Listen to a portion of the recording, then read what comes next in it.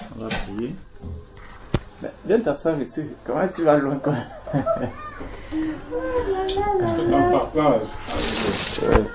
On va partager la sœur.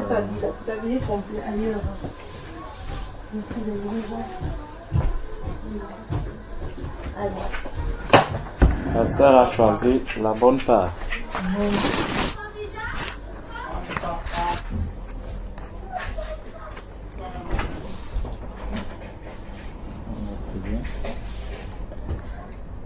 Seigneur éternel Dieu, Père, nous voulons te dire encore merci pour tous tes bienfaits dans nos vies. Éternel, nous voulons encore davantage glorifier et célébrer ton saint nom, parce que tu nous donnes de venir encore dans ta sainte présence afin de partager ta parole. Père, je veux te remettre particulièrement ma sœur Liliane ici, Seigneur Dieu, afin que tu établisses vraiment ta volonté dans son cœur et que, Seigneur Dieu, tout ce qu'elle fait, Père, que cela soit pour te réjouir, pour ta gloire. Seigneur Dieu, conduis-la sur le chemin étroit, toi qui l'as appelée, afin qu'elle te serve comme un disciple, Seigneur Dieu, sert son maître. Père éternel, voici ton enfant. Reçois toute la gloire, Père, pour le travail qu'elle accomplit. Seigneur Dieu, non seulement dans sa famille, auprès de son mari, mais aussi dans l'Église. Père, nous te bénissons de ce qu'elle nous a ouvert les portes de sa maison. Elle nous a accueillis. Seigneur, elle s'occupe de nous depuis que nous sommes arrivés. Père, sois honoré, glorifié et élevé, Seigneur, pour cette hospitalité. Donne-lui, ô Seigneur Dieu, la récompense que celui qui aura accompli ta volonté telle qu'elle est dans les Écritures. Tu as dit, celui qui reçoit un prophète en qualité de prophète, reçoit aussi la récompense du prophète. Sois honoré, Père, parce que tu veilles sur ta parole pour l'accomplir. Au nom de Jésus-Christ, nous avons prié. Amen. Amen. Maman, papa. Papa est dans la chambre. Je ne vais pas te demander la raison pour laquelle tu es entré dans le jeûne. Mais j'aimerais qu'on partage sur le jeûne afin de t'aider. Parce que le Seigneur nous dit que tout ce que nous faisons, nous devons le faire. Mommy, allez dans la chambre, les enfants. Allez dans la chambre, les enfants. Les enfants, allez dans la chambre. Donc, tout ce que nous faisons, nous devons le faire avec, comme un enfant de Dieu, comme si Jésus lui-même était en train de faire l'acte que nous sommes en train d'accomplir. Donc, tout ce que nous accomplissons dans le Seigneur, nous le faisons pour la gloire du Seigneur. Et pour faire toutes choses selon la volonté de Dieu, nous devons rester dans la parole de Dieu, examiner la parole de Dieu, afin que le travail que je serai en train d'accomplir dans le Seigneur, que cela réjouisse vraiment le cœur du Seigneur et que, au sortir de là, je puisse avoir vraiment de la joie dans mon cœur. Tu vois? Donc, le jeûne, quand on regarde le jeûne, je vais déjà te poser une question. Est-ce que quand tu as commencé le jeûne,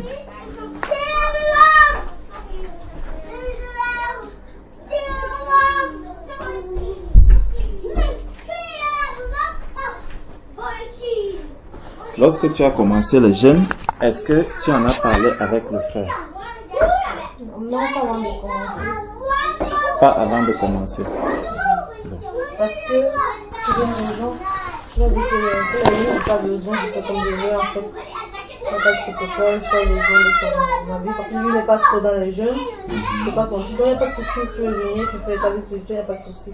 Du coup, il m'a accordé de prendre des initiatives par rapport aux trucs comme ça, quoi. D'accord. Lui, je te demandais s'il y a des jours de prière.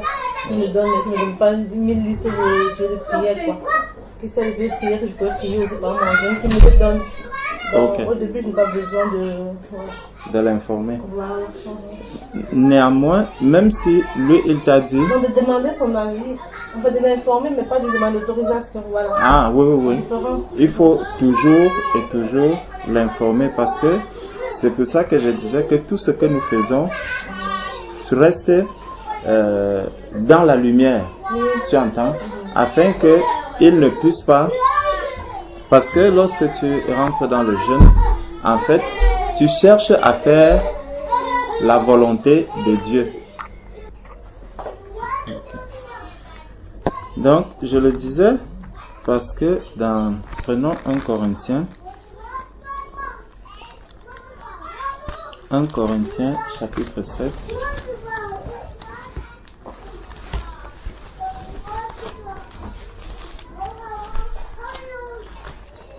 Parce qu'il faut savoir que lorsque tu vas entrer dans le jeûne, le diable va chercher vraiment à combattre ce moment. Le diable est prêt et il veille sur la manière dont tu te conduis dans le jeûne. Dans 1 Corinthiens chapitre 7,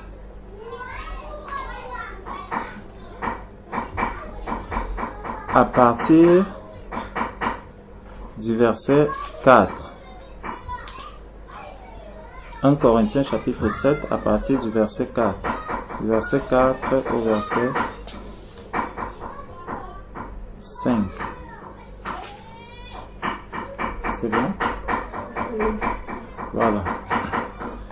1 Corinthiens chapitre 7 du verset 4 au verset 5.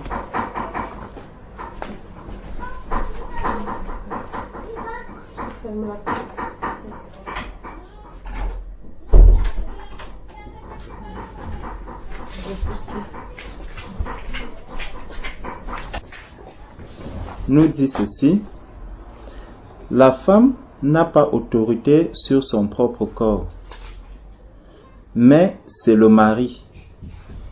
Et pareillement, le mari n'a pas autorité sur son propre corps, mais c'est la femme. Ne vous privez point l'un de l'autre, si ce n'est d'un commun accord pour un temps, afin de vaquer à la prière, puis retourner ensemble, de peur que Satan ne vous tente par votre incontinence. Tu vois? Donc, le corps de la femme n'appartient pas à la femme et le corps du mari n'appartient pas au mari. Et le Seigneur dit, ne vous privez point l'un de l'autre, si ce n'est d'un commun accord. Donc, c'est pour ça que je te posais la question de savoir, est-ce que vous vous êtes accordé pour que tu rentres dans le jeûne? En sachant que lui, il est un enfant de Dieu, toi aussi un enfant de Dieu, ça ne devrait pas en principe poser de problème. Mais il faut rester toujours dans la lumière, il faut toujours être au clair avec la volonté de Dieu. Tu comprends? Donc, tu peux vouloir rentrer en prière et lui, il te dit, non, tu rentreras, tu commenceras par exemple ton jeûne demain. Tu vois? Puisque tu n'as pas autorité sur ton propre corps. Donc, il peut justement reporter, par exemple, ton jeûne. Tu comprends un peu? Et c'est biblique. Oui. En fait, pour nous, le jeûne ici, il a à faire juste par rapport au manger et au boire, en fait. Quand tu ne vas s'accorder avec moi, puis il m'a dit tu prends ton jeûne quand tu veux, c'est juste par rapport au manger, au boire. Je peux m'organiser, je prends un jeu passé parce que je sais que j'ai des enfants à gérer, j'ai encore la famille à gérer, je peux prendre un jeûne total. Mais c'est juste par rapport au boire à manger. Du coup, je suis disponible pour toutes les autres choses. Je dis pas, ça m'affaiblit pas tant que ça, quoi. Donc c'est un peu ce que je peux faire pour le moment, en fait. D'accord, donc vous vous accordez juste au niveau de la nourriture voilà. et du bois. Oui, c'est ça qu'il avait dit que j'ai compris, parce que je n'avais pas expliqué notre secteur-là, quoi. Donc, effectivement. Donc, mais même de ce côté, tu vois, parce que il faut savoir que en tant qu'enfant de Dieu, tu es appelé à grandir, tu vois. Donc, il faut déjà acquérir les bonnes habitudes dès la base. Tu vois, il faut déjà acquérir les bonnes habitudes. Peut-être le moment viendra où tu vas t'abstenir de toutes ces choses.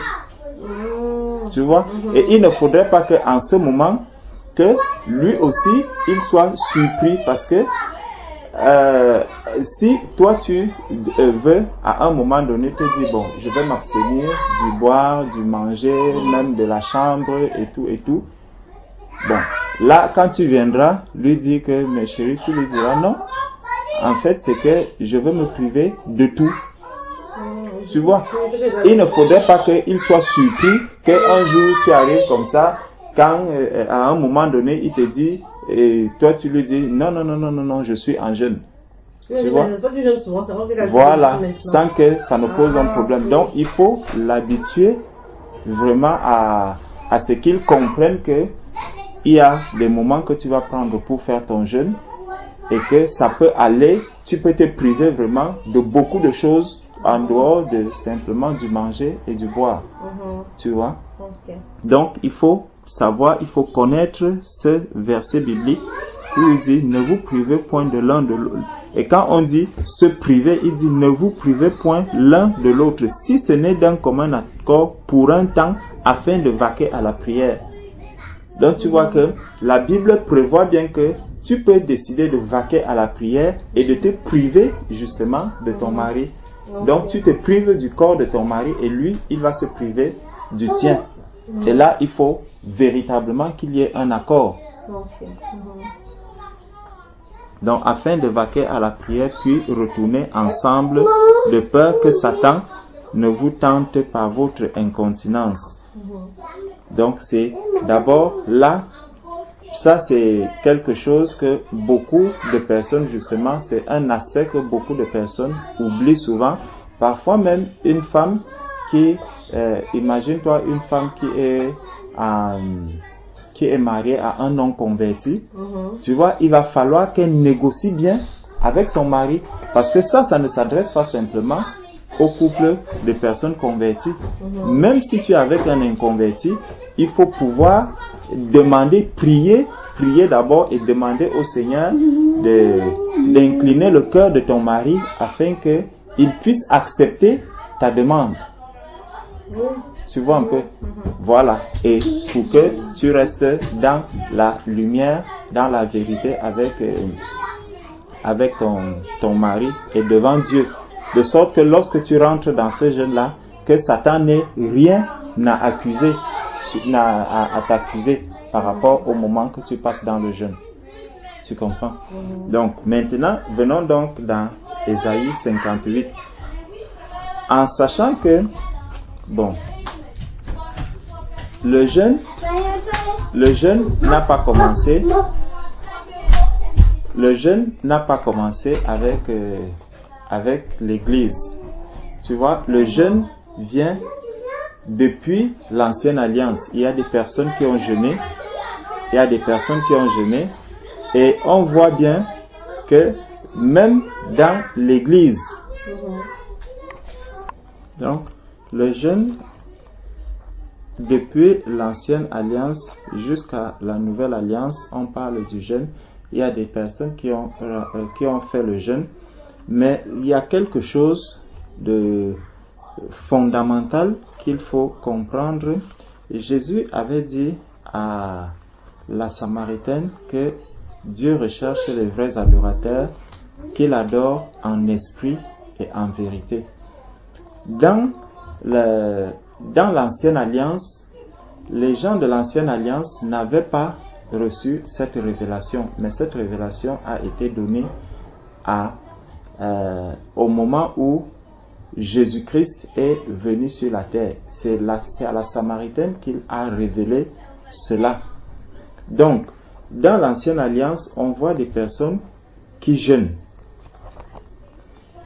Et on va voir quelques exemples de jeûne. Mais j'aimerais qu'on parte d'abord de Ésaïe 58. Ésaïe 58, c'est bon, tu y es? Ok. Ésaïe 58, à partir du verset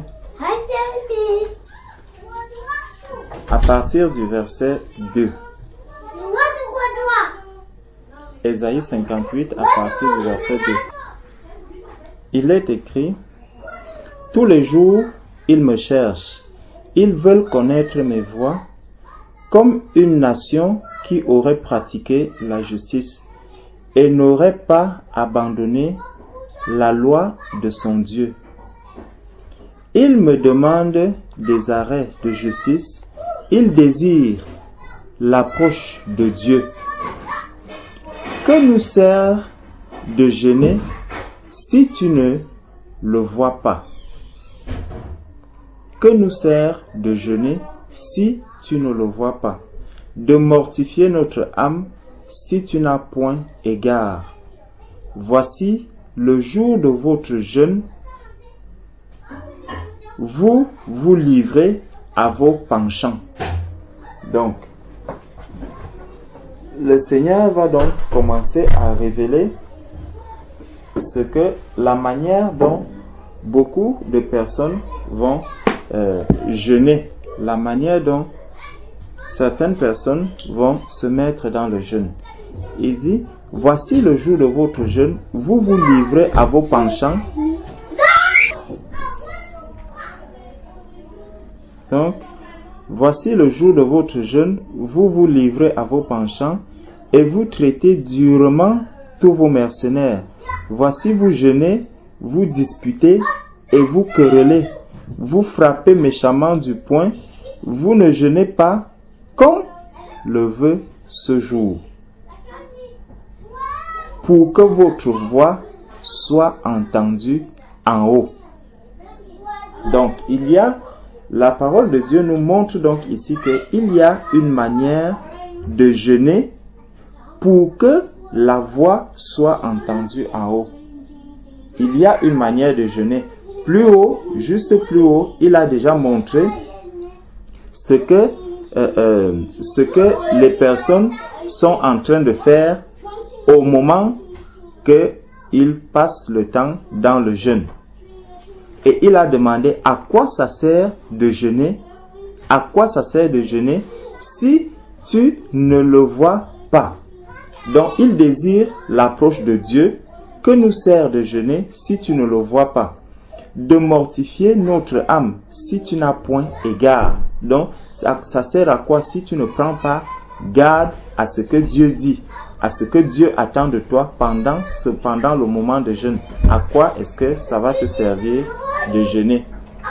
Il dit: voici le jour de votre jeûne, vous vous livrez à vos penchants. Ça veut dire que je vais encore faire des choses comme je le veux et non pas comme Dieu le veut. Donc les penchants, mes penchants à moi, c'est ce que je veux, ce que moi-même je désire. Je veux marcher comme mon cœur le veut, selon mes convoitises, selon mes propres désirs. Je veux continuer à vivre comme je veux, tout en étant dans le jeûne. Tu vois un peu. Donc, selon vos propres, voici le jour de votre jeûne, vous vous livrez à vos penchants et vous traitez durement tous vos mercenaires. Tu vois, c'est quelqu'un qui a par exemple des personnes avec lesquelles il va travailler, mais le jour de son jeûne, il va également être un homme nerveux, quelqu'un qui n'est même pas qui n'a pas de tempérance, quelqu'un qui n'est pas patient. Le jour de son jeûne, on le voit encore plus dur, parfois plus sévère encore qu'avant, simplement parce qu'il est dans le jeûne. Et le Seigneur dit que ce n'est pas le jeûne que lui, il désire. Il dit: vous traitez durement tous vos mercenaires. Voici, vous jeûnez pour disputer et vous quereller. Donc, il faut éviter des disputes, il faut éviter des querelles. durant le moment de jeûne.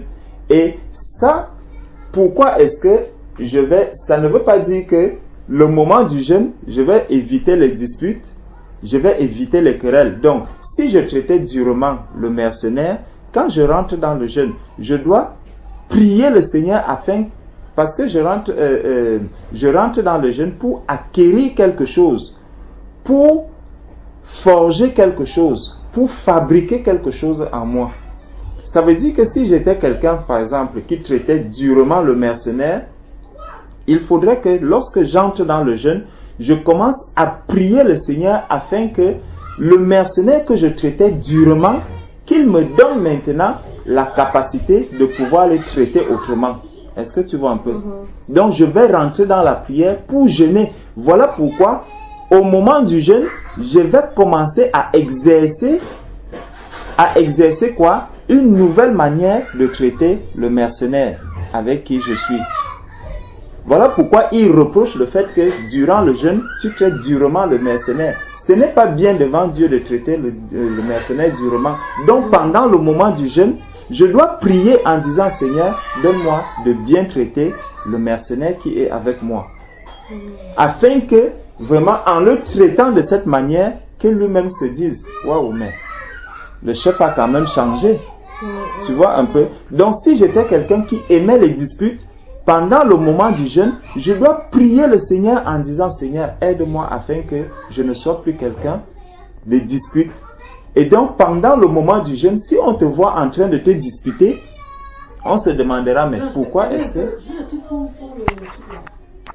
Donc, le moment du jeûne doit être un moment pendant lequel, vraiment, je vais apparaître comme vraiment quelqu'un de particulier.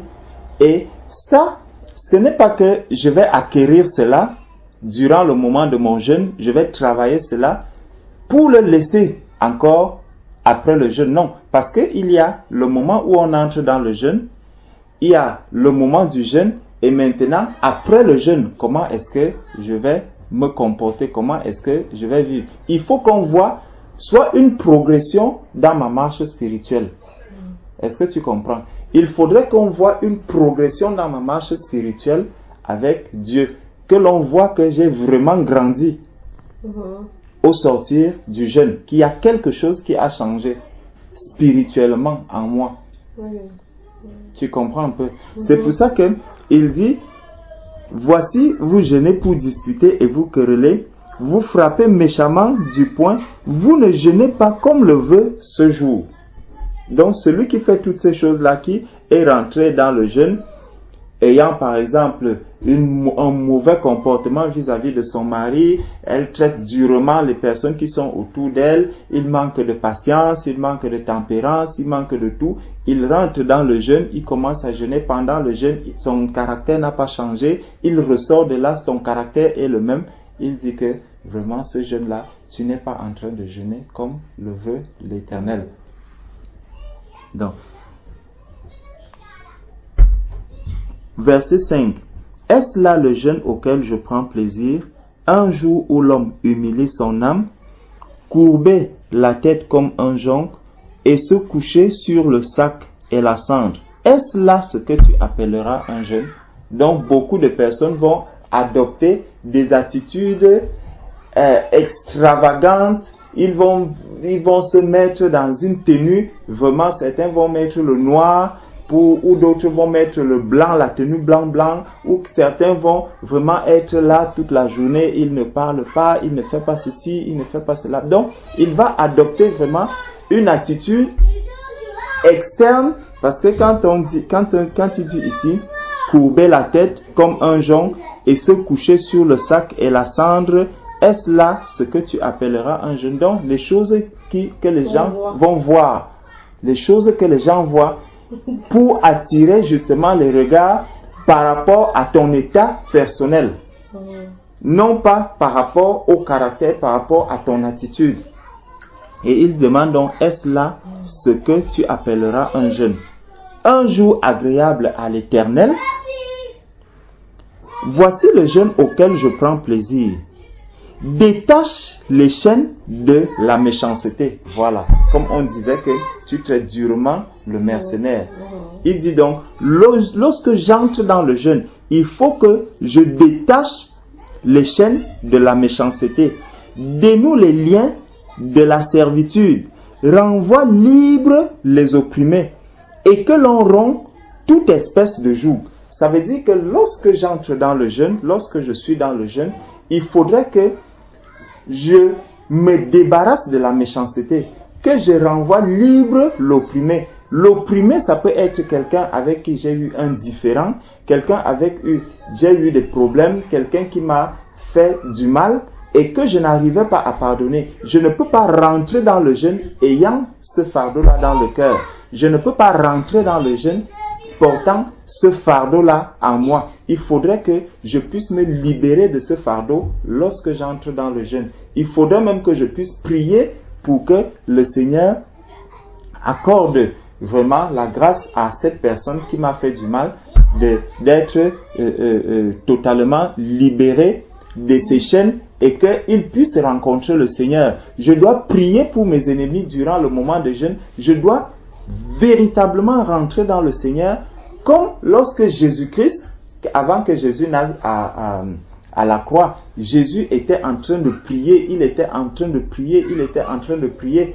Et dans ce moment de prière, il n'avait pas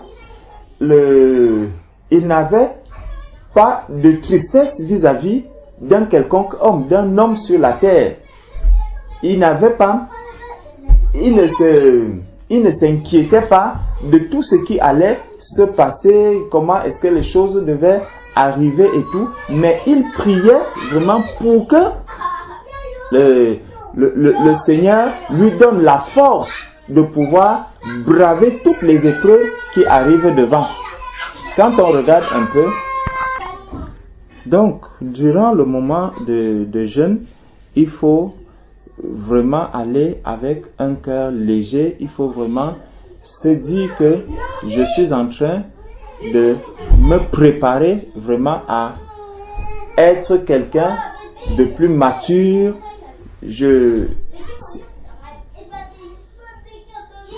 suis en train de je pars étant déchargé complètement parce que il y a un résultat qui doit sortir de mon jeûne. Je ne dois pas entrer dans le jeûne et ressortir du jeûne comme je suis entré. Il faut que je ressorte du jeûne. Donc, il faudrait qu'en entrant dans le jeûne, que tu ressortes vraiment étant chargé, que tu ressortes ayant reçu quelque chose vraiment de la part du Seigneur. Il ne faudrait pas que tu vas, quand on regarde Moïse est allé à la montagne. Quand il est revenu de la montagne, il avait la table des lois. Tu vois? Donc quand tu vas dans le jeûne, il faut toujours et toujours te dire, je vais dans la présence du Seigneur et je vais ressortir de là avec quelque chose qui va encore me fortifier, m'encourager afin que je puisse servir encore Dieu davantage. Que je puisse montrer vraiment que je sers un Dieu auprès de qui j'étais. Bon, donc il y a des... Au verset 6, il nous dit, on était en train de voir le jeûne auquel le Seigneur prend plaisir. Donc au verset 7, il dit, partage ton pain avec celui qui a faim et fais entrer dans ta maison les malheureux sans asile. Si tu vois un homme nu, couvre-le et ne te détourne pas de ton semblable. Alors ta lumière poindra comme l'aurore et ta guérison germera promptement. Ta justice marchera devant toi et la gloire de l'Éternel t'accompagnera. Alors tu appelleras et l'Éternel répondra. Tu crieras et il dira, me voici. Tu vois? Donc il y a il y a toute une préparation quand on entre dans le jeûne. Il y a une attitude qu'il faut adopter quand on entre dans le jeûne. Parce que souvent, beaucoup de personnes vont se mettre dans le jeûne en se disant, bon voilà, j'ai par exemple un problème de travail, je suis au chômage, alors il faut que je jeûne pour obtenir le travail. Il faut que je jeûne pour obtenir, par exemple, la guérison. Il faut que je jeûne pour que je puisse avoir une promotion. Il faut que je jeûne pour pouvoir faire ceci. Ça, c'est la question qu'on peut se poser. Le travail, est-ce que le travail qu'on va me donner, que Pôle emploi va me donner ou qu'un employeur, est-ce que c'est spirituel? Non. La promotion que l'on va me donner, est-ce qu'elle est spirituelle? Non. L'argent que je pourrais avoir, est-ce que cela est spirituel? Non. La guérison même que je vais avoir, est-ce que ma guérison physique, est-ce que cela est spirituel? Non, parce que la guérison participe juste à apporter un témoignage de la puissance de la parole de Dieu. Tu vois, mais la guérison en elle-même, ce n'est pas quelque chose de spirituel. La guérison, elle vient appuyer la vérité de la parole de Dieu. La parole de Dieu nous dit que c'est par les meurtrissures de Jésus que nous sommes guéris. Donc, Dieu vient accomplir sa parole en donnant la guérison à quelqu'un. Donc, maintenant, est-ce que je dois donc entrer dans le jeûne pour obtenir une guérison? Est-ce que je dois entrer dans le jeûne pour obtenir un travail? Est-ce que je dois entrer dans le jeûne pour avoir une promotion? Est-ce que je dois entrer dans le jeûne même pour avoir des enfants? Est-ce que je dois entrer dans le jeûne pour avoir des enfants? Tout ça, c'est des questions que l'on peut se poser. Et on voit la manière donc les personnes jeûnaient dans l'ancienne alliance. Dans l'ancienne alliance, les gens n'avaient pas le Saint-Esprit. Maintenant, la manière dont le jeûne va se faire dans l'église qui a déjà le Saint-Esprit, comment est-ce que le jeûne s'effectue? Il y a une différence. On voit qu'il y a une différence quand on examine les Saintes Écritures. On va voir un peu comment les gens ont jeûné, quelques exemples de jeûne qu'il y a eu dans l'ancienne alliance. Et après, on va voir un peu ce que Jésus, lui, il dit donne comme motivation par rapport aux jeunes dans l'église. On peut prendre 1 Samuel.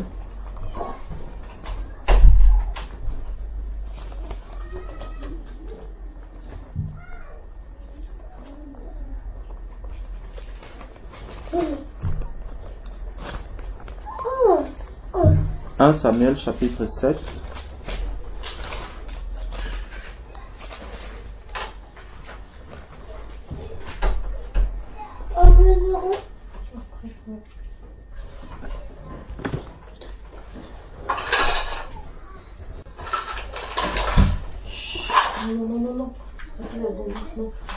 Un Samuel chapitre 7 verset 6. Il y avait aussi, et ils s'assemblèrent à Mitzpah, ils puisèrent de l'eau et la répandirent devant l'Éternel, et ils jeûnèrent ce jour-là en disant. Donc voici la motivation pour laquelle ils sont rentrés dans le jeûne. Nous avons péché contre l'Éternel.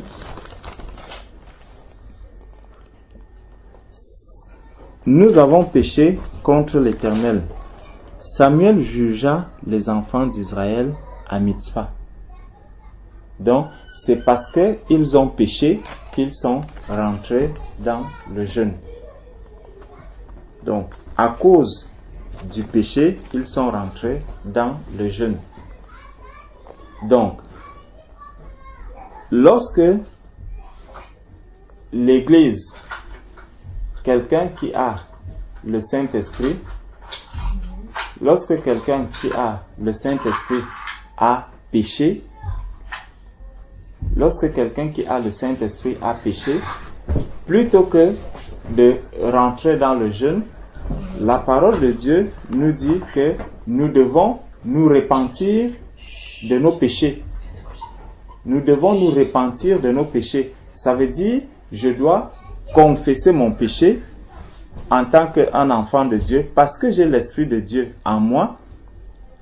Le sang de Christ purifie de tout péché, donc je n'ai pas besoin d'attendre, prendre un moment de jeûne. Ça veut dire que je peux commencer, je peux commettre par exemple une faute, là maintenant, avant d'aller attendre, commencer mon jeûne peut-être demain matin. Entre-temps, je serai en train de continuer à marcher avec ce péché. Il faudrait que immédiatement, lorsque je me suis rendu compte qu'il y a eu un problème avec le Seigneur, automatiquement, je dois me repentir de ce péché. Je dois demander pardon à Dieu pour ce péché. Si je dois demander pardon à mon frère ou à ma soeur, je dois lui demander immédiatement pardon. Parce que si je pars de là et puis je me mets peut-être à adorer le Seigneur, Dieu ne sera pas content de l'adoration que je vais lui donner en ce moment, parce qu'il y a quelque chose qui m'est reproché.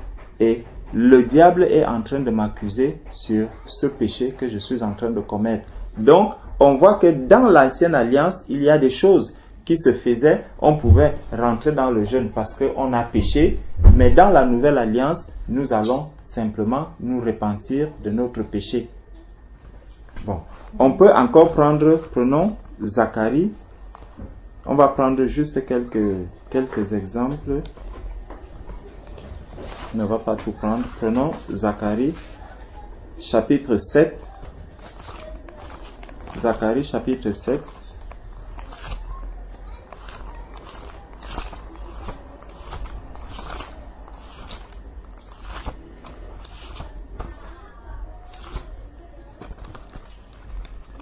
Zacharie, chapitre 7.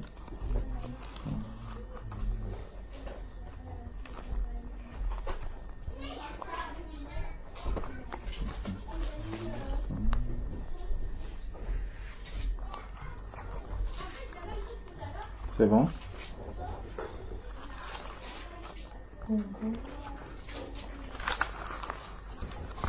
Bon. Donc,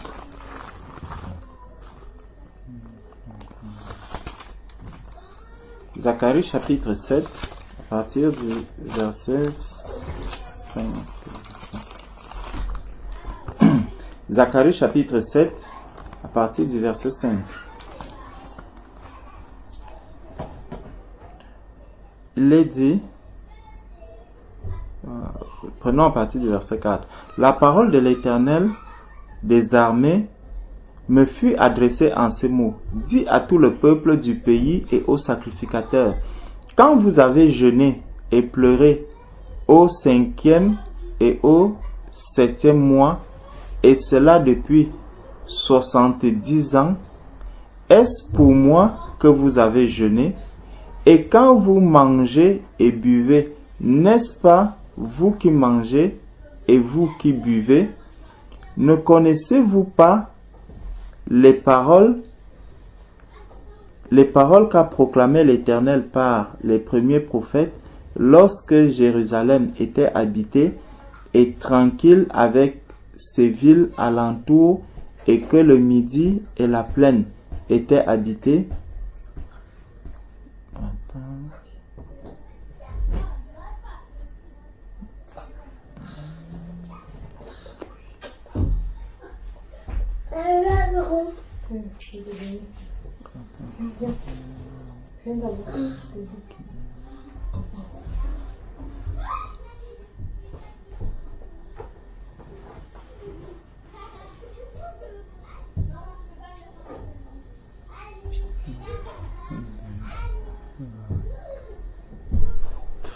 Donc,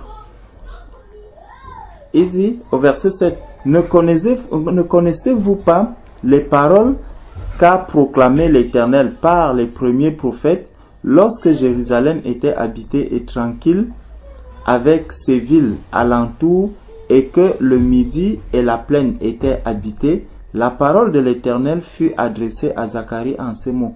Ainsi parle l'Éternel des armées. Rendez véritablement la justice et ayez l'un pour l'autre de la bonté et de la miséricorde.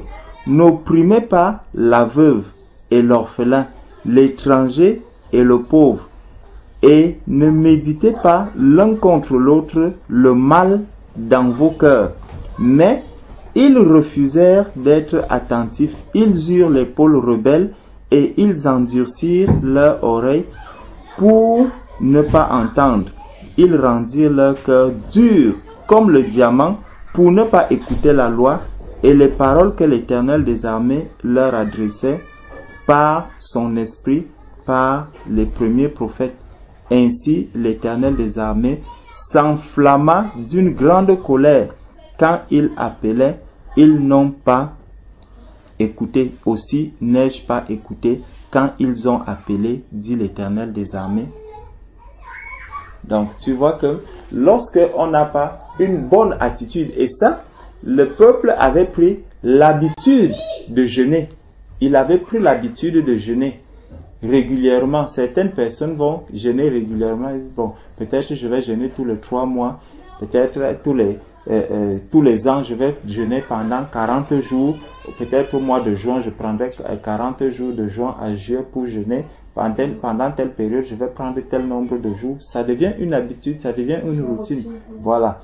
Et Dieu veut que pendant cette routine, qu'on puisse voir une progression, qu'on puisse voir une croissance dans tes jeûnes qui sont devenus habituels. Il faut qu'on voit une croissance dans une maturité, une croissance dans ta maturité spirituelle. À force de jeûner, il ne faudrait pas que tu rentres dans le jeûne, tu ressors, tu es le même, tu rentres encore 2 mois après, tu ressors, tu es le même. Non, il faudrait que Dieu lui-même s'attend à ce qu'il voit une progression dans ton jeûne.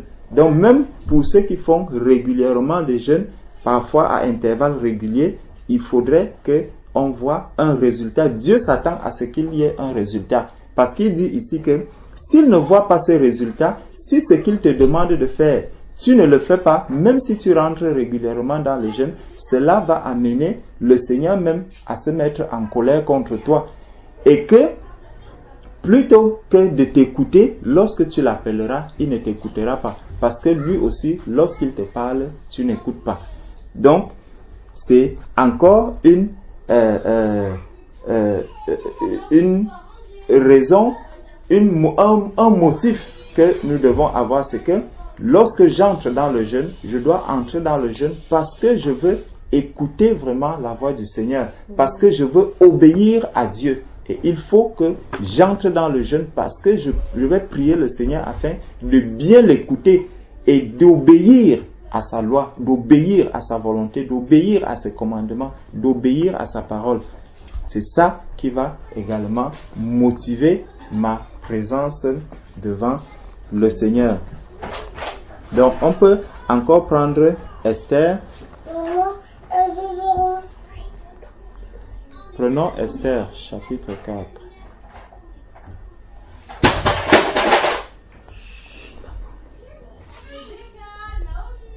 Chapitre 4. Esther au chapitre 4.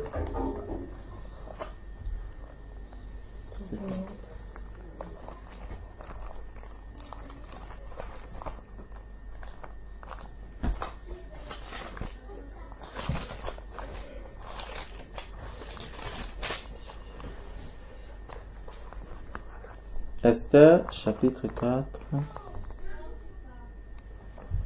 à partir du verset 15. Esther envoya dire à Mardochée, « Va, rassemble tous les Juifs qui se trouvent à Suse et jeûnez pour moi sans manger ni boire pendant 3 jours, ni la nuit, ni le jour. Moi aussi, je jeûnerai de même avec mes servantes. Puis j'entrerai chez le roi malgré la loi, et si je dois périr, je périrai. » Mardochée s'en alla et fit tout ce qu'Esther lui avait ordonné. Donc on voit Mardochée que Esther envoie pour qu'il rentre dans le jeûne, afin qu'elle puisse obtenir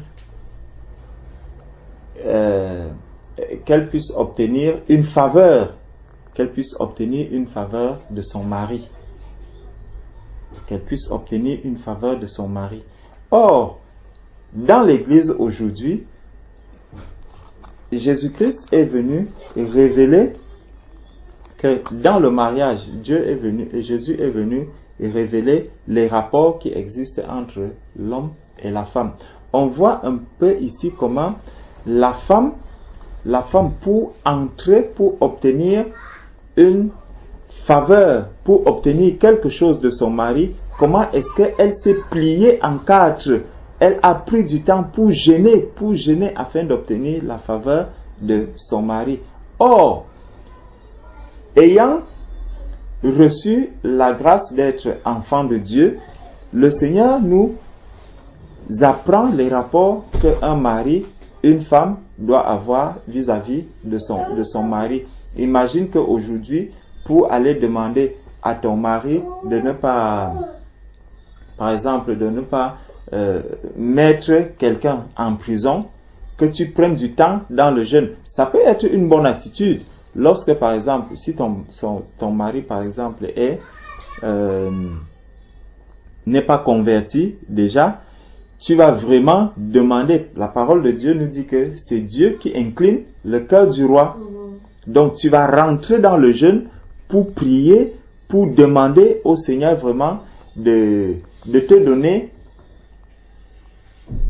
la sagesse.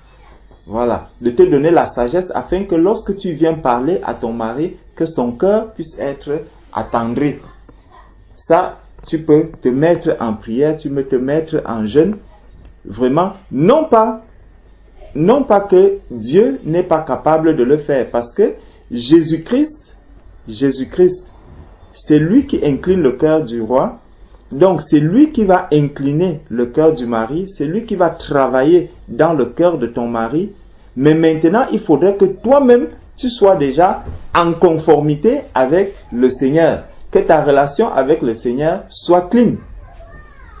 Tu vois, parce que le Seigneur, Jésus nous a dit que tout ce que vous demanderez à mon nom, croyez que vous l'avez reçu.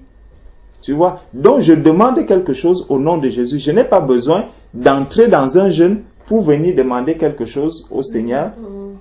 Voilà, ni même pour venir demander quelque chose à mon mari. Je n'ai pas besoin d'entrer dans le jeûne, mais il faudrait que moi, je sois en conformité avec mon Dieu. Que je sois vraiment en harmonie, en accord avec mon époux pour obtenir quelque chose de mon mari dont le cœur est tellement dur, qui a un cœur très dur. Il faut que moi je reste au pied du Seigneur, que j'ai l'aval du Seigneur dans tout ce que je fais. Contrairement ici à Esther qui est rentrée dans le jeûne, c'est vrai, la motivation de Esther n'était pas mauvaise en allant au devant du Seigneur pour demander. Mais nous avons cette grâce-là aujourd'hui que, ayant le Saint-Esprit en nous, ce que Dieu attend de nous, c'est que lorsque je vais faire une demande auprès de mon mari, si je suis en conformité, avec Dieu, si j'ai la paix avec Dieu et si j'ai fait ce que j'ai à faire devant mon Dieu, le chemin auprès de mon mari m'est libre. Et c'est pour cela, regarde un peu, si une chrétienne doit appliquer ceci, ce que Esther était en train de faire ici aujourd'hui. Le Seigneur nous dit que tu n'as pas à... pour entrer dans le jeûne, tu dois être en accord avec ton mari. Donc, si déjà tu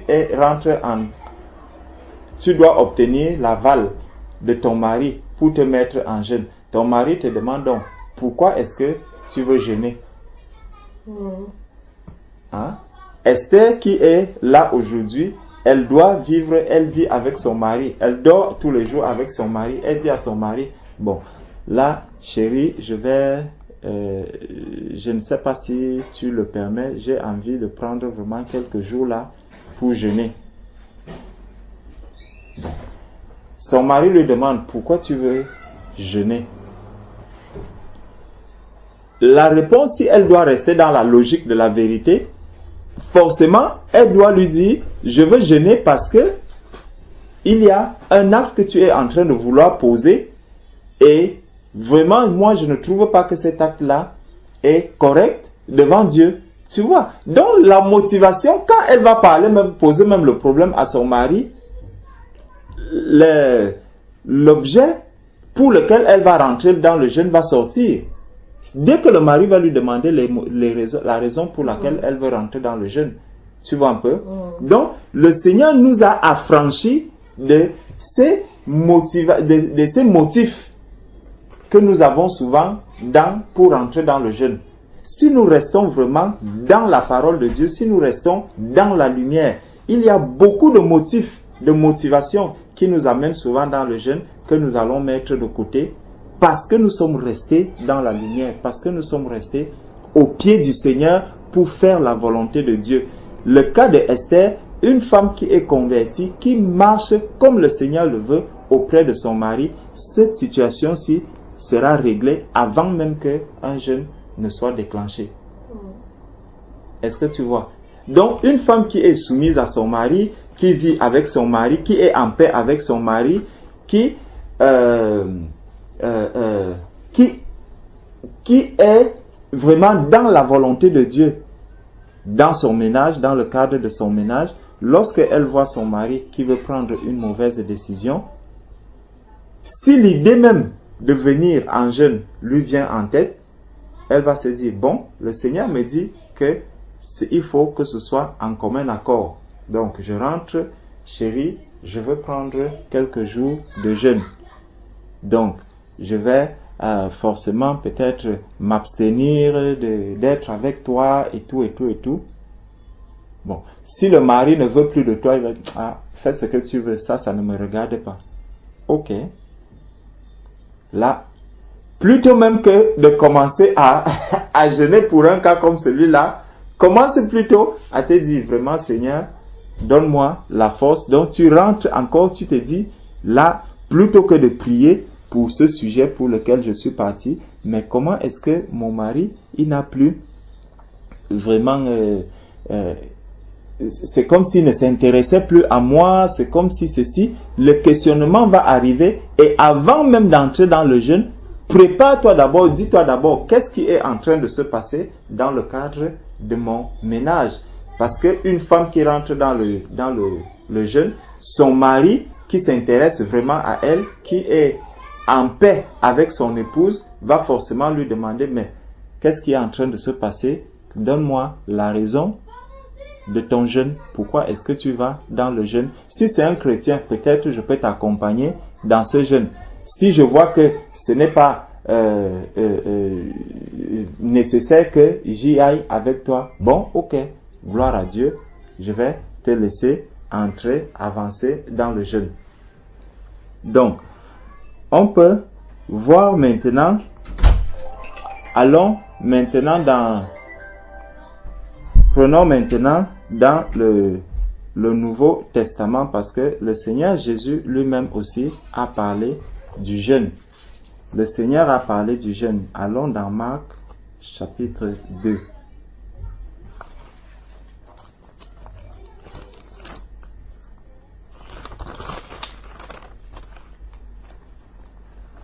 Dans Marc chapitre 2. Donc, comme on disait, il y a eu le jeûne dans l'ancienne alliance, dans la nouvelle alliance aussi, il y a le jeûne. Marc chapitre 2, à partir du verset 18. Marc chapitre 2, à partir du verset 18. Les disciples de Jean et les pharisiens jeûnaient. Ils vinrent dire à Jésus, « Pourquoi les disciples de Jean et ceux des pharisiens jeûnent-ils, tandis que tes disciples ne jeûnent point ?» Donc, on voit les disciples de Jean qui jeûnent et ceux de Jésus qui ne jeûnent pas. Jésus leur répondit, « Les amis de l'époux peuvent-ils jeûner pendant que l'époux est avec eux? Aussi longtemps qu'ils ont avec eux l'époux, ils ne peuvent jeûner. Les jours viendront où l'époux leur sera enlevé et alors ils jeûneront en ce jour-là. » Bon, avant d'arriver au verset 20, il y a un renvoi à Ésaïe 62, verset 5. Ésaïe 62, verset 5. Regardons ce que nous dit ce renvoi. Voilà. On nous dit, comme un jeune homme s'unit à une vierge, ainsi tes fils s'uniront à toi, et comme la fiancée fait la joie de son fiancé, ainsi tu feras la joie de ton Dieu. Donc, on nous montre vraiment que il y a là une relation entre époux et épouse. Donc, l'époux est avec l'épouse. L'épouse n'a pas besoin de jeûner. L'époux n'a pas besoin de s'affliger, de mettre la cendre, de se mettre dans la cendre, de mettre le sac sur lui pour s'enrouler parce qu'elle est avec l'époux. Et quand tu vois cela, le Seigneur nous montre que quand il parle de la relation de Christ et l'Église, il prend l'image de l'homme et la femme sur la terre. Ça encore, ça vient nous montrer que le jeûne que Esther a fait, c'est le jeûne, c'est la situation entre époux et épouse. Donc l'épouse n'a pas besoin de jeûner pour avoir quelque chose auprès de son mari. Je ne sais pas si tu vois. L'épouse n'a pas besoin de jeûner pour obtenir quelque chose de son mari. Parce que lorsque Jésus était là physiquement, ses disciples ne jeûnaient pas. Parce que les disciples de Christ sont l'épouse de Christ. Donc, tant que l'époux et l'épouse sont ensemble, ils n'ont pas besoin de jeûner. L'épouse n'a pas besoin de jeûner pour obtenir quelque chose auprès de son mari. Donc, le jeûne que Esther a fait réellement nous montre qu'il y avait un problème dans la manière de jeûner. Ce n'est pas aujourd'hui quand une femme va se mettre à jeûner pour aller demander quelque chose à son mari. Ça, c'est qu'il y a un problème. Ce n'est plus dans la conception vraiment spirituelle du mariage selon Dieu. Bon, il peut arriver peut-être que ce soit un mari qui est non converti, que la sœur va faire cela. Mais même avec le mari non converti, Dieu ne fait pas la différence dans le mariage entre entre un converti et un non converti et entre deux personnes qui sont converties. Pour eux, tous, quand ils ont passé, ils ont suivi le chemin normal du mariage, ce mariage doit obéir aux mêmes règles que le mariage chrétien. Donc, il n'y a pas de différence dans le mariage. C'est pour ça aussi que le Seigneur va dire que si un non converti ne veut pas partir après la conversion de la sœur ou du frère, si le non converti ne veut pas partir, tu n'as pas à le chasser parce que vous êtes liés, vous êtes restés, vous êtes unis, vous avez été unis par Dieu. Donc, on nous montre ici dans Marc chapitre 2 que tant que l'époux n'est pas là, tant que l'époux est là, l'épouse n'a pas besoin de jeûner. Verset 20 maintenant. Les jours viendront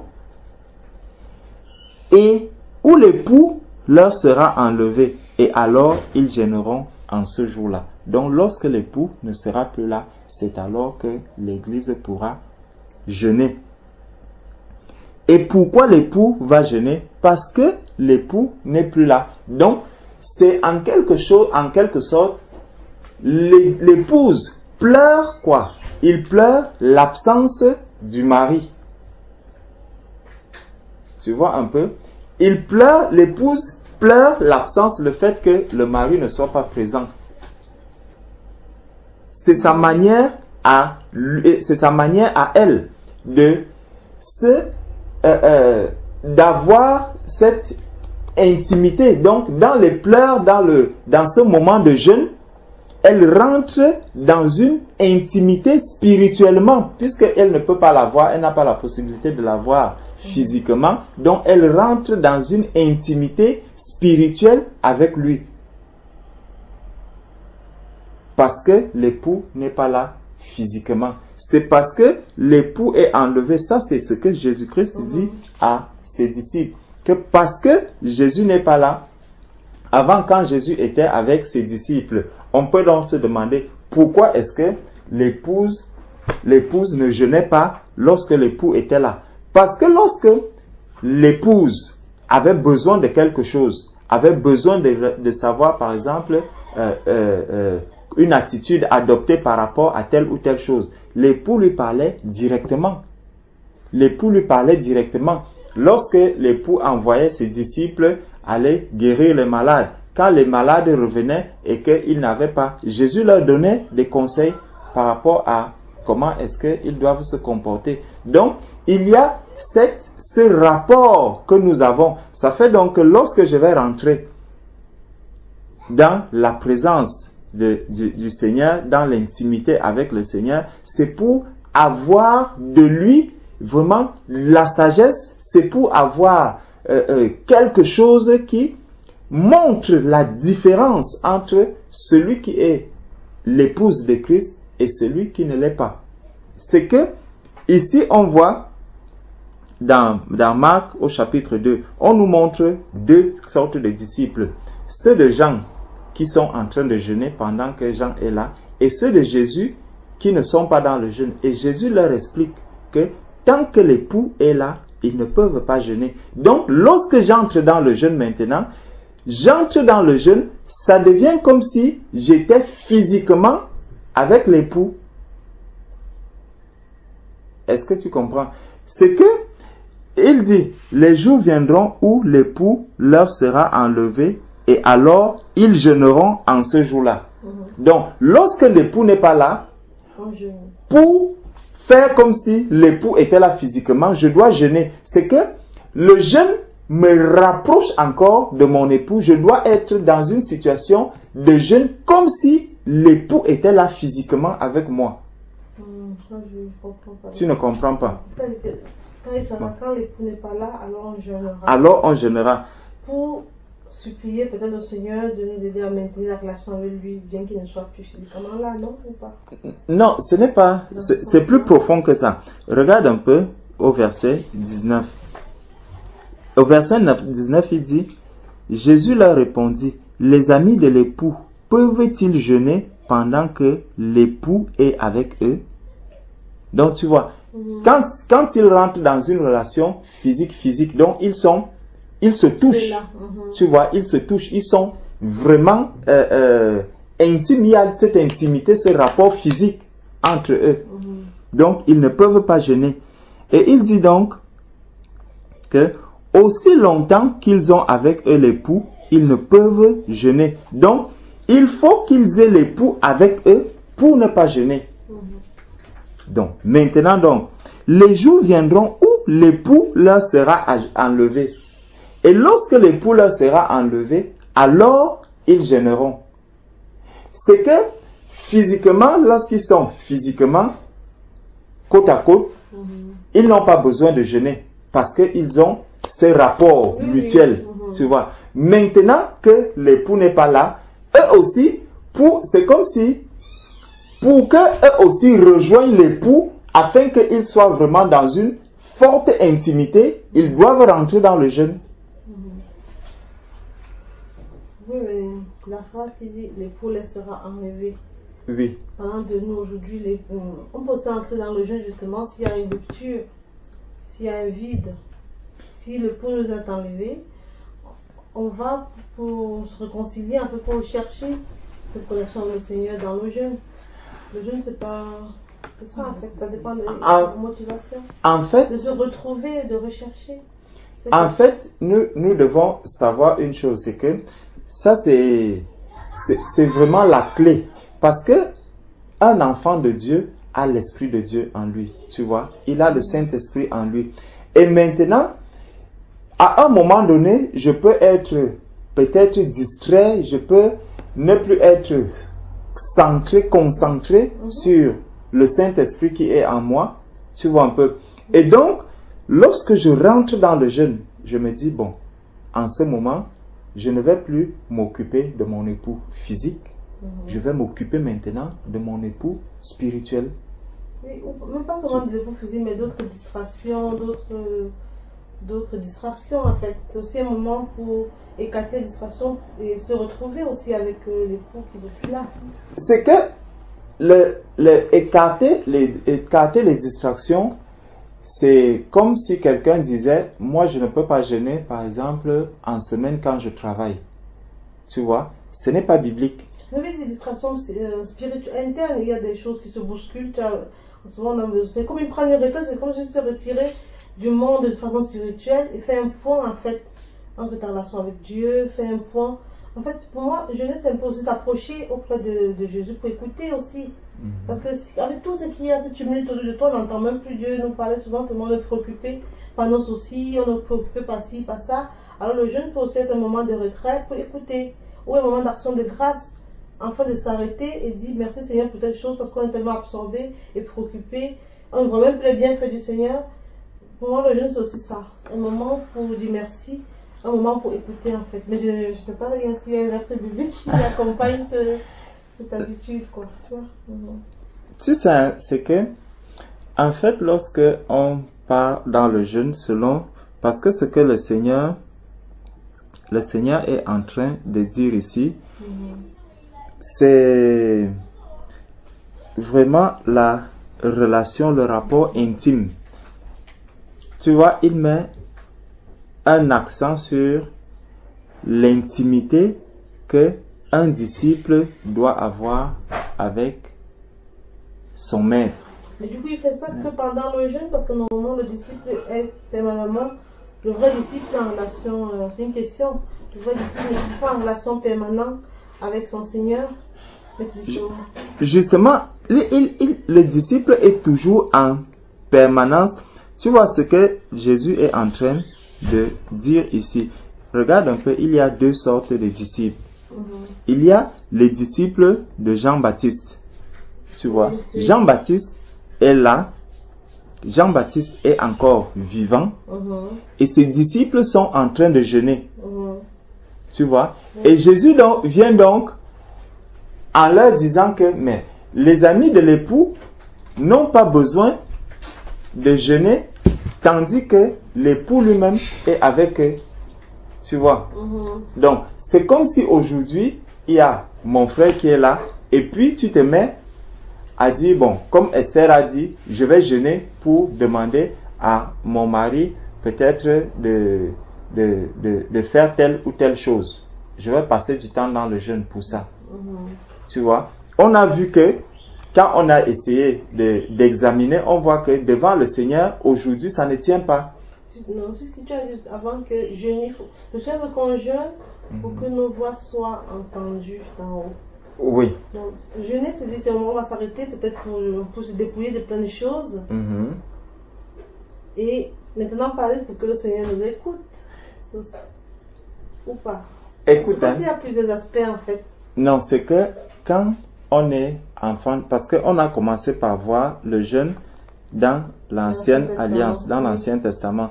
Et on a vu le jeûne auquel le Seigneur prend plaisir, tu vois. Et dans ce jeûne auquel le Seigneur prend plaisir, il nous a montré comment est-ce que on doit se dépouiller des choses, comment est-ce que on va... Ça, c'est un travail que je fais même avant d'entrer dans le jeûne. C'est que quand j'entre déjà dans le jeûne, tout ça est déjà réglé. Mais est-ce que le jeûne ne peut pas être justement ce moment-là de calme pour régler ces affaires-là? Parce que puisqu'on est tellement coincé dehors avec tous ces soucis, toutes ces problématiques, il faut juste un moment quand même de s'arrêter et de lâcher la nature qui aussi nous nous prend la tête ou nous prend le temps et dit ça s'arrête 1 minute. Et voilà, on peut régler les affaires aussi dans le jeûne en fait, d'après moi. Parce que sinon on n'aura pas la force, on est tout le temps préoccupé. Il faut fuir. Pas fuir, il faut vraiment dire bon, je m'arrête, je sors de la case A pour aller à la case B, pour me dépouiller de toutes ces choses-là. Avant de commencer, pour moi, même le jeûne, tu ne peux pas dans le jeûne en fait. Hein. Bon, quand tu suis la parole de Dieu, nous dit, si tu dois aller donner une offrande, si quelqu'un doit aller donner une offrande à Dieu, qu'est-ce qu'il doit faire de son offrande alors que tu as un problème avec... Voilà, tu vois. Va d'abord et dépose. Prenons ce verset, on va voir quelque chose. Parce que ce que tu vas offrir, ce que tu vas dans le jeûne, c'est toi-même qui vas t'offrir au Seigneur.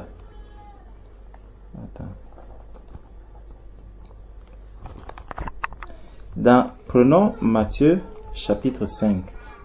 Matthieu chapitre 5 qui nous dit...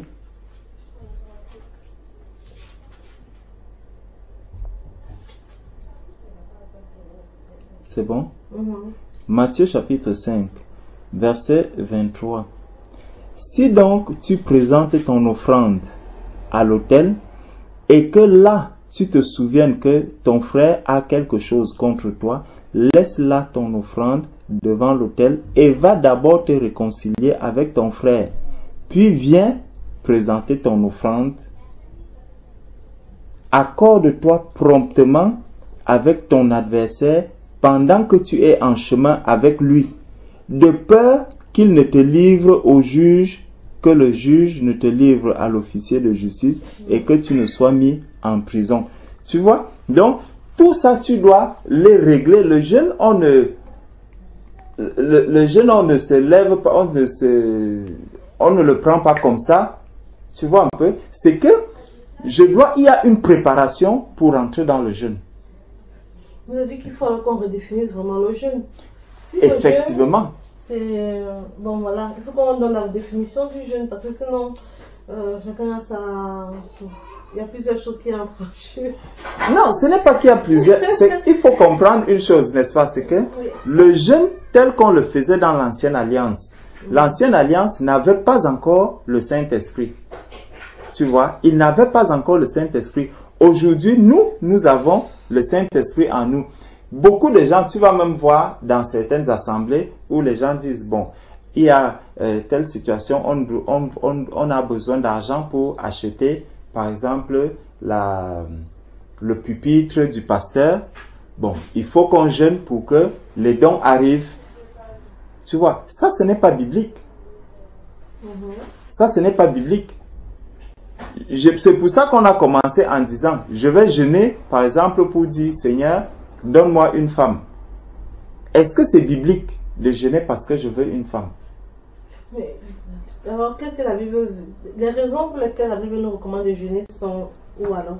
Les raisons pour lesquelles le Seigneur me demande de jeûner, c'est, je dois m'affliger de ce que mon époux n'est plus là. Alors, je veux rentrer dans cette intimité profonde avec mon époux. Ça ne sera plus pour aller lui dire, quand je rentre, imagine que je suis en train de vouloir rentrer dans l'intimité avec mon mari.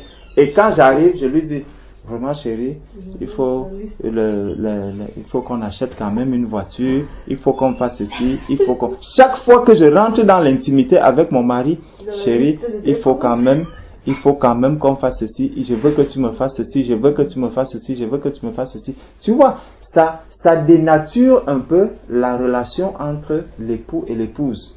Mais j'ai une question, l'intimité avec Dieu, c'est la relation en fait, c'est le rapport qu'on a avec le Seigneur dans le quotidien, dans la lecture biblique, et voilà, dans le manger, tout ça. Tout ça rentre dans l'intimité avec le Seigneur. Mais c'est pour ça que je disais qu'il y a un avant-jeûne, il y a le moment du jeûne et il y a l'après-jeûne.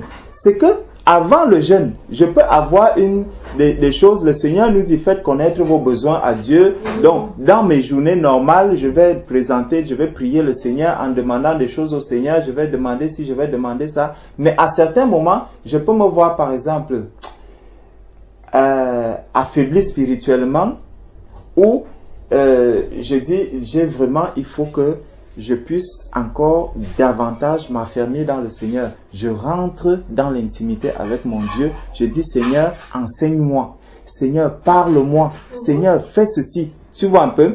Donc, je rentre dans cette intimité. Ça ne sera plus pour aller poser les problèmes à Dieu.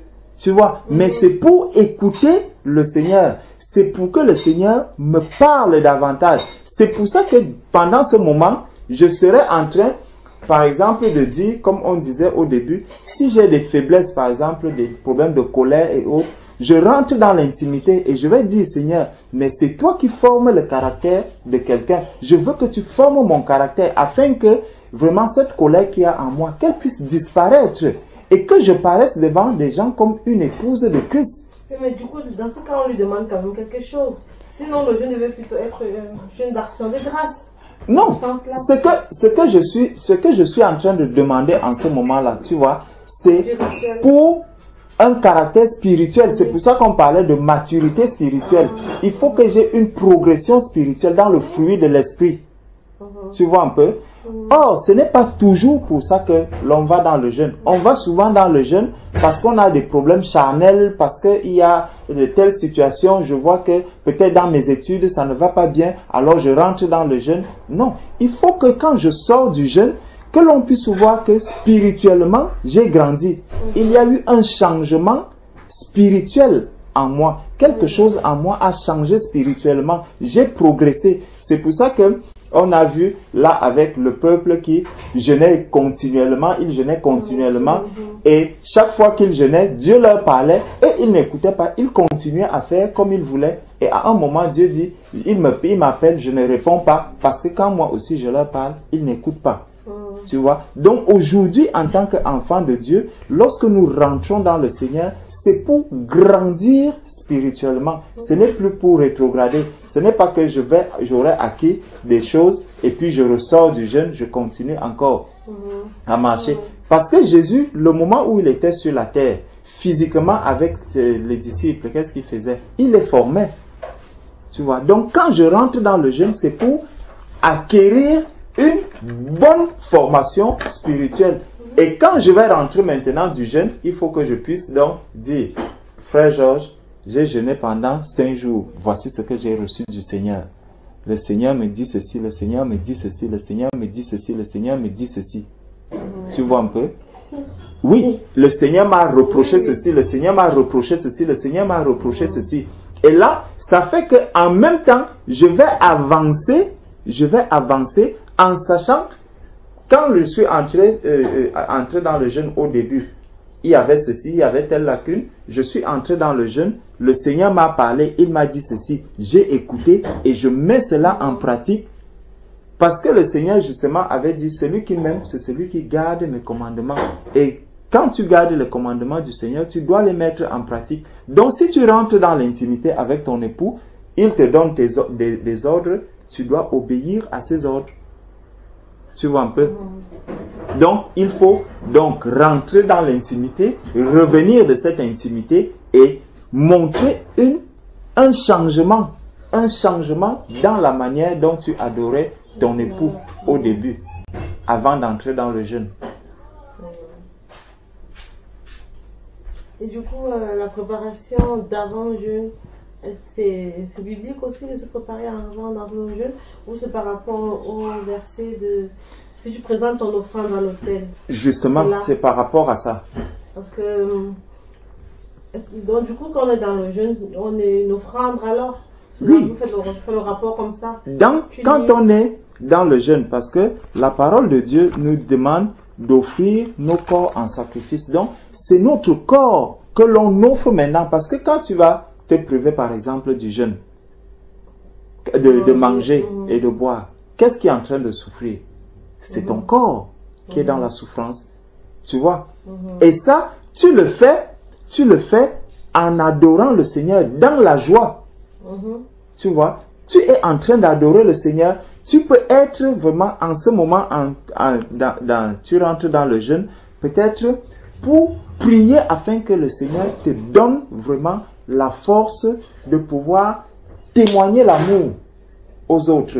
Tu dis, Seigneur, vraiment, je n'ai pas encore l'amour, je ne vois pas encore l'amour se manifester en moi. Vraiment, aide-moi afin que je puisse manifester l'amour que tu m'as donné.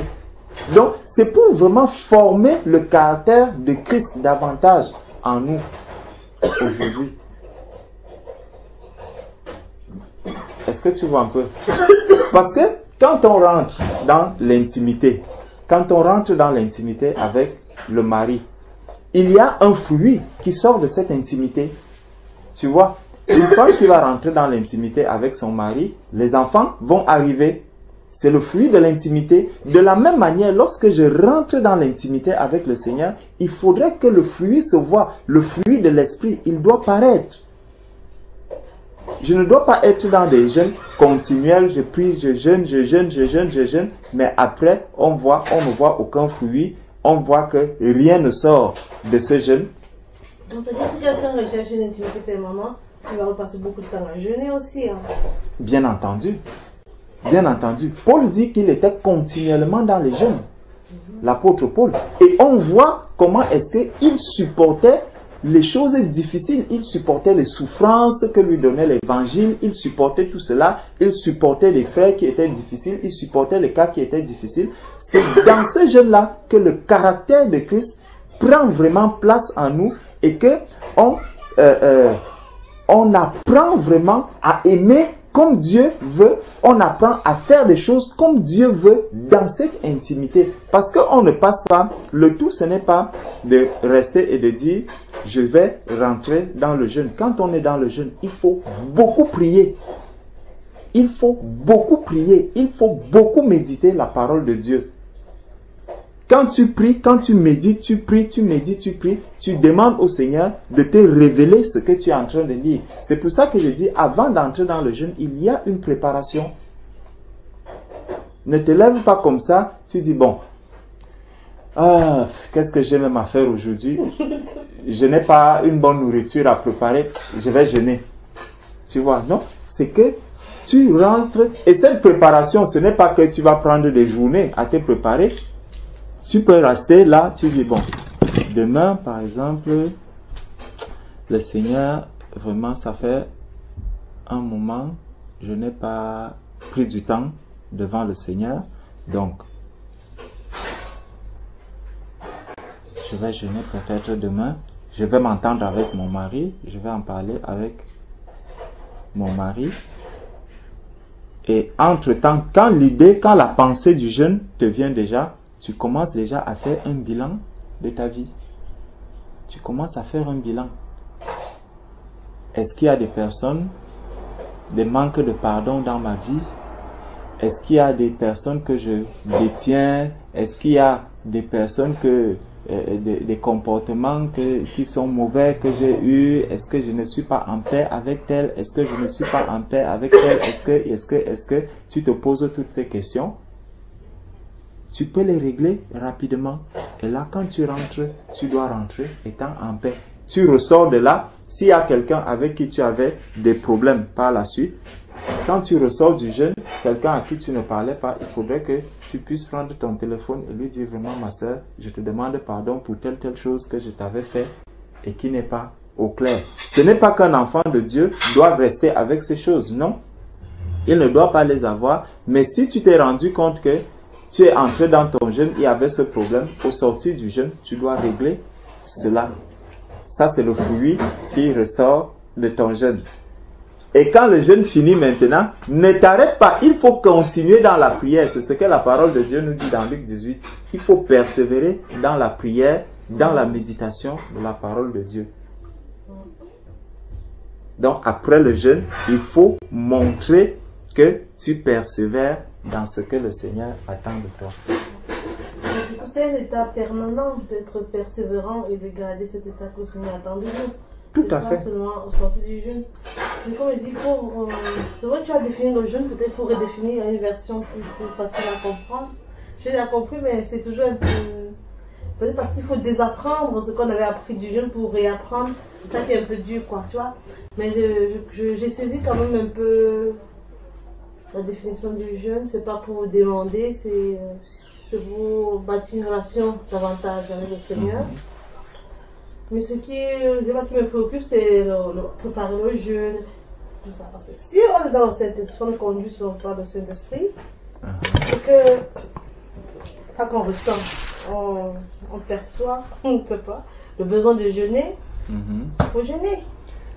Oui. Si on commence à trop programmer, après il y aura toutes des choses en route, hein, et on n'aura jamais le bon moment aussi. Hein. Les gens vont commencer à nous montrer, ouais, tu peux pas, tu sais, tu es fatigué, il y a ci, il y a ça, tu peux pas vraiment, hein, tu attends les vacances, tu seras fatigué, tu peux pas te faire, il y aura tellement de choses. Mais si tout de suite, on va au front, comme ça, on dit à le Seigneur, accompagne-moi pour ce moment et conduis-moi, parce que tu es le cheveu. Le Seigneur peut faire aussi des choses en route, ça dépend de notre attitude. En fait, c'est peut-être le mot préparer, c'est peut-être le mot préparer le jeûne qui te dérange. Disons que même quand tu vas, prenons un peu le rapport, le mari, l'époux et l'épouse physiquement. Même lorsque tu vas aller avec ton mari, tu n'iras pas peut-être, tu ne vas pas te coucher étant toute sale. Tu vois un peu? Non, mais c'est un peu ça. Tu vois un peu? Donc, au moins, tu vas te dire, bon, voilà, je vais quand même me coucher avec mon mari. Bon. Le soir, tu as travaillé toute la journée. C'est pour ça que je dis qu'il faut s'examiner. Il faut s'examiner quand on rentre dans le jeûne, de sorte que je n'entre pas dans le jeûne étant sale. Tu vois un peu? Je ne dois pas rentrer dans le jeûne ayant des choses en moi qui peuvent empêcher vraiment que l'intimité que j'aurai avec mon époux, que cela, imagine-toi un instant, je suis dans le jeûne. Hein? Imagine-toi, je suis dans le jeûne et puis je sais que avec mon collègue, vraiment, j'ai mal agi vis-à-vis de mon collègue. Et je garde ce fardeau-là, je garde ça en moi.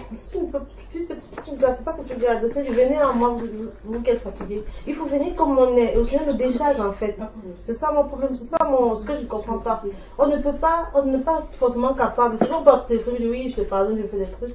Se préparer, croyant qu'on se préparer. Mais aller pour rencontrer le Seigneur est saint. On sait que le Seigneur est saint. Mais se présenter avec toute cette boue devant lui, pour qu'il nous lave aussi, pour moi c'est une attitude aussi qu'on peut avoir en fait. Tu vois, on s'humilie. Il nous lève à prendre aussi la relation avec lui, c'est pas. Il nous habille. Tu sais, aujourd'hui. Il te change, il te remet des nouveaux vêtements, il te conduit à table. Mais si tu n'oses pas venir tellement, tu es plein de soucis, tu es plein de dévots, tu es débordé, tu es fatigué, tu es ceci, tu es cela, et tu n'oses pas aller au pied du Seigneur en disant je ne suis pas prête, pas comme ça, mais pas comme ça quand même. Tu viens comme tu es et le Seigneur te lave, quoi. Tu vois, ça c'est un peu. C'est mon raisonnement, ça qui me bloque un peu. Non, justement, il ne faut pas croire que le Seigneur va te vêtir comme il avait vêti Adam et Ève dans le jardin. Non, ce n'est pas ce que le Seigneur va faire aujourd'hui. Ouais. Le Seigneur t'a déjà donné un vêtement, tu vois, le Saint-Esprit. Le Seigneur t'a donné le Saint-Esprit. Et ce Saint-Esprit te donne de pouvoir t'examiner jour après jour, minute après minute. Tu vois un peu? Quand le Seigneur dit, venez à moi, vous tous qui êtes fatigués et chargés, je vous donnerai du repos. Nous sommes aujourd'hui déjà dans le repos. Quand quelqu'un est venu au Seigneur, il est déjà dans le repos. Donc, c'est les personnes qui n'ont pas encore le repos qui viennent au Seigneur parce qu'ils n'ont pas le repos. Tu vois? Mais nous qui sommes déjà dans le Seigneur, nous avons le repos. Et donc, tous ces fardeaux-là, nous avons pris l'engagement le jour où je confessais Jésus-Christ comme Seigneur et Sauveur.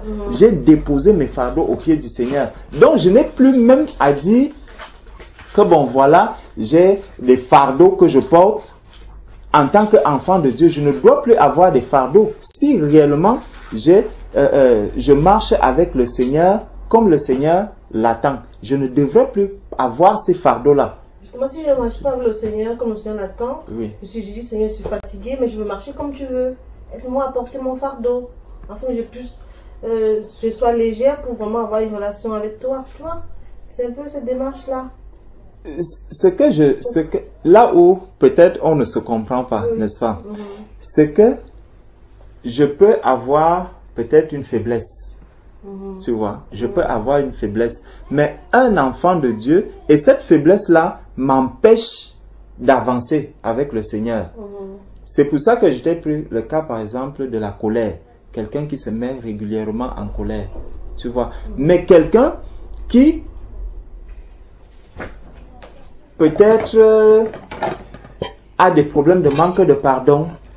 Tu vois, si j'ai des problèmes de manque de pardon, je peux aller au-devant du Seigneur et dire, Seigneur, vraiment, donne-moi la force vraiment de marcher afin que je suis fatigué de montrer que je n'arrive pas à pardonner aux personnes. Tu vois. Mais il ne faudrait pas que je vais devant le Seigneur cette fois-ci pour cela.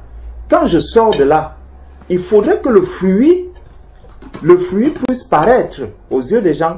Mais n'allons pas devant le Seigneur parce que j'ai tellement de problèmes. Généralement, les fardeaux que nous avons, c'est quoi? Tu vas voir quelqu'un, il te dit, j'ai des problèmes de famille. C'est que les gens sont malades dans ma famille, les gens ont besoin d'argent, les gens ont besoin de ceci. C'est les fardeaux que j'ai. Et je vais dire, Seigneur, vraiment là, je suis fatigué de porter ce fardeau. Non. Tu vois? Ça, ce n'est pas des problèmes. Imagine-toi, chaque fois, et il y a des personnes qui vont régulièrement au-devant du Seigneur, comme ça, qui vont au-devant du Seigneur régulièrement pour ça. Il arrive devant le Seigneur, cette fois-ci, c'est parce que dans la famille de mon mari, les choses ne marchent pas. Les choses ne marchent pas. Alors, je vais prier le Seigneur pour que les choses marchent. Je vais uniquement dans l'intimité pour ça. C'est qu'il faut vraiment un renouvellement, il faut vraiment réapprendre à jeûner. L'église doit réapprendre à jeûner. On jeûne encore dans l'église aujourd'hui comme on jeûnait dans l'ancienne alliance. On jeûne comme si on n'avait pas le Saint-Esprit. Pourtant, on doit jeûner comme des personnes qui ont Jésus en eux. Les motivations pour lesquelles je rentre dans le jeûne aujourd'hui doivent être différentes de celles que mes grands-parents avaient ou mes arrière-grands-parents qui n'avaient pas le Saint-Esprit. Parce que même les païens jeûnent. Hein? Les païens jeûnent. Et ils obtiennent même ce qu'ils vont chercher dans le jeûne. Ils l'obtiennent. Mais est-ce que le chrétien doit aussi jeûner pour les mêmes raisons? Non. Toi, tu jeûnes. Tu sais pourquoi tu jeûnes. C'est que l'époux n'est plus avec toi. C'est pour ça que tu jeûnes. Hein, ma soeur? Marc chapitre 2, les versets 18 à 20.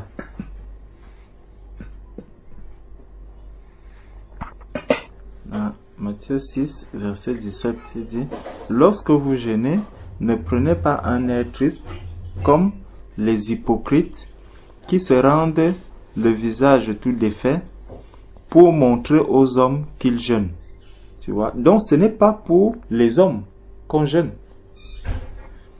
Je vous le dis en vérité, ils reçoivent leur récompense. Mais quand tu jeûnes, parfume ta tête et lave ton visage, afin de ne pas montrer aux hommes que tu jeûnes, mais à ton Père qui est là dans le lieu secret. Et ton Père qui voit dans le secret te le rendra. Quand tu parfumes ta tête, il dit, mais quand tu jeûnes, parfume ta tête et lave ton visage. C'est quoi? C'est la propreté. Hein? C'est la propreté. Comme tout à l'heure on disait, quand tu vas dans l'intimité, il faut être propre. Donc, non seulement donc ça, tu vois bien que c'est une préparation. Il y a bien une préparation du jeûne. Il y a bien une préparation. Tu ne vas pas aller dans le jeûne comme ça, se parfumer la tête, laver le visage. C'est exactement pouvoir dire, Seigneur, voilà, regarde, toi-même examine ma vie, voilà ce que je suis. Donc tu vas d'abord prier pour que tout ce qu'il y a dans ton tâche qui peut t'empêcher de rentrer dans l'intimité avec le Seigneur, que tout cela soit d'abord ôté. Et là, tu vas vraiment entrer dans l'intimité avec le Seigneur, étant dans la joie. Mais là, ils ont dit quand tu jeûnes, Quand c'est pendant que tu jeûnes, ce n'est pas avant de jeûner, non? Voilà. Il dit, mais quand tu jeûnes, parfume ta tête et lave ton visage. En cours du jeûne, pendant que tu es dans le jeûne, quand ça veut dire quoi en fait? afin de ne pas montrer aux hommes que tu jeûnes, mais à ton Père qui est là dans le lieu secret, et ton Père qui voit dans le secret te le rendra. Donc, ici, il est justement en train de nous dire, bon, si, imagine-toi que pendant le jeûne, comme on a vu que le jeûne est le moment où l'époux est déjà parti et dans lequel je suis dans l'intimité avec, dans lequel, oui, appelle les enfants.